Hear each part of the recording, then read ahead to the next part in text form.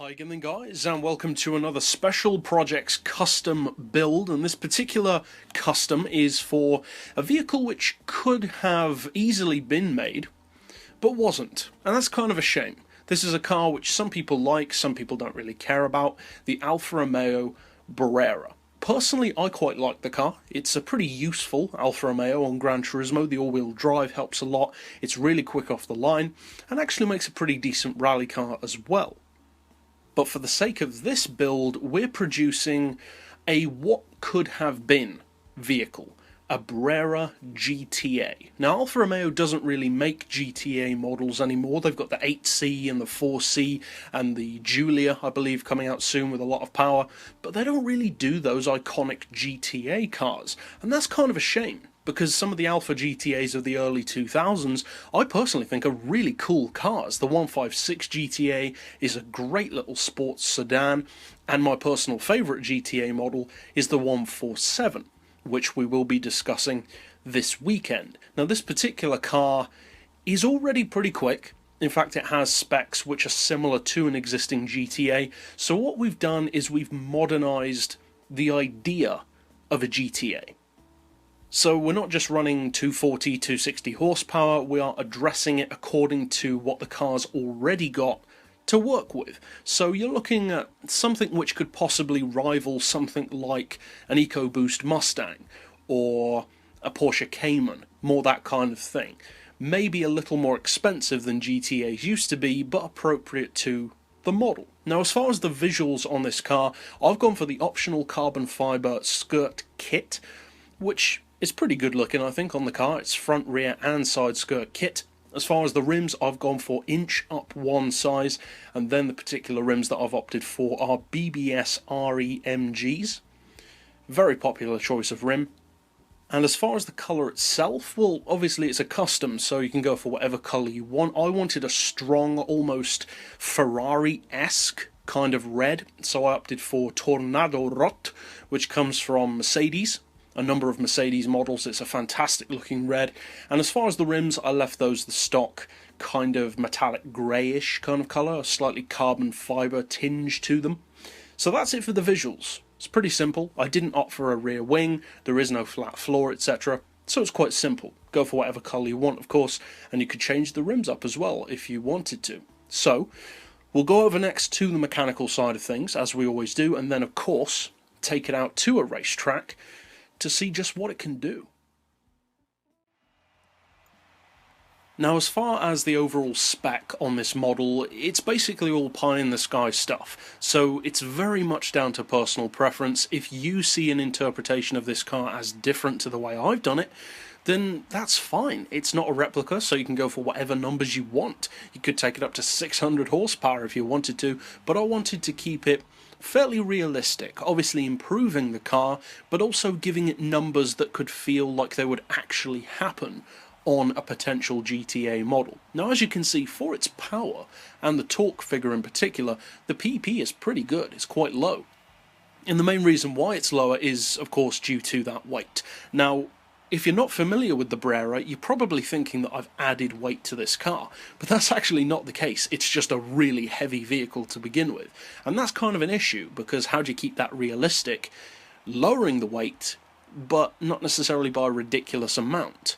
So, as I said, you may want to change it, you may want to increase the weight, or even lower it more. Now, I've gone for sports softs, because of course it is a street-based build. As far as brakes, we've left those stock, for the same reason. You want it to feel like an actual, legitimate road car. As far as suspension, we've got the ride height on 120, front and rear, low enough to look good, but not slammed. Suspension we've increased slightly to 675 and 450. Just a little bit of tightening up there in effect. Dampers and anti-roll I've actually reduced to 2. And the reason for that is because although, yes, this is designed to be quicker than the normal Brera, it's also designed to look good and to be fun. And when you see, for instance, in a car magazine or in pictures online, a nice hot hatch or sports coupe diving into a corner with the suspension under full compression, it really looks cool. It's not fast, but it looks cool. This is going for that. I wanted it to be a car that looks good while it's driving fast, not just a fast car that looks clinical and boring. Now, as far as the camber and toe, I've left those neutral, as we often do. It's all-wheel drive, so you just don't really need them. As far as the gearbox, I've opted to leave it stock.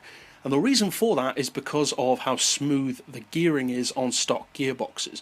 I didn't want to have that straight cut gear whine that a race gearbox has, because again, you want it to be like a road car, and a road car wouldn't sound like that.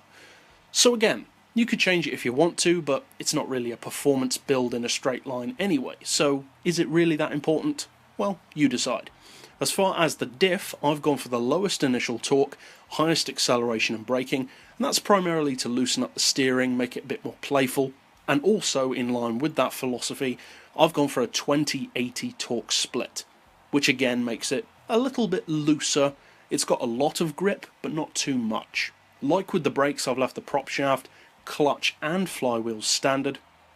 As far as power, as I said, you've got a few options. I opted for an oil change, stage 3 engine tune and the exhaust manifold, and then for the weight, originally it's a 1750 kilo car. That's really heavy, and so the problem is in real life, had they made a GTA, especially if it was still all-wheel drive, it wouldn't have been that much lighter, probably still around 1700 kilos, maybe even heavier than it already was. Kind of the same problem that the Maserati Gran Turismo suffers from. So what I've done is taken it a little bit too far, in effect, and dropped quite a lot of weight.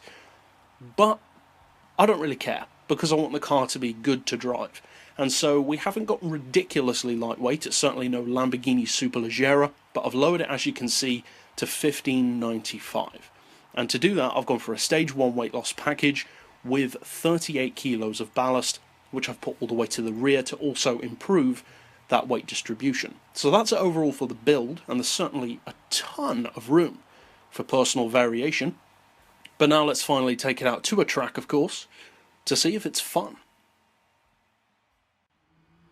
Now, as I alluded to in the tuning aspect of this video, this car is designed first and foremost to look good and to be fun. Lap times and winning races is secondary to that. So at the 450 pp level, you could find this to be a useful car, especially in certain seasonal events. If you're up against the computer, you can easily beat them with this car and have a lot of fun doing so. So it's perfect for that. If you're going up against real people with real lap times, not so much, because there are definitely quicker vehicles. Overall though, as I said, it's primarily for fun, and that, I would say, it definitely is. So if you do decide to use this fictional build and maybe put your own spin on it, which I would certainly encourage, then obviously I hope you find it just that, fun and potentially useful for racing as well as a side product. So if you'd like to keep up with other builds like this as soon as they come out on the channel, you can of course subscribe to see those before potentially anyone else, or check out the playlist at the end of this video for the builds that we've already done. But for now, as always, thanks for watching.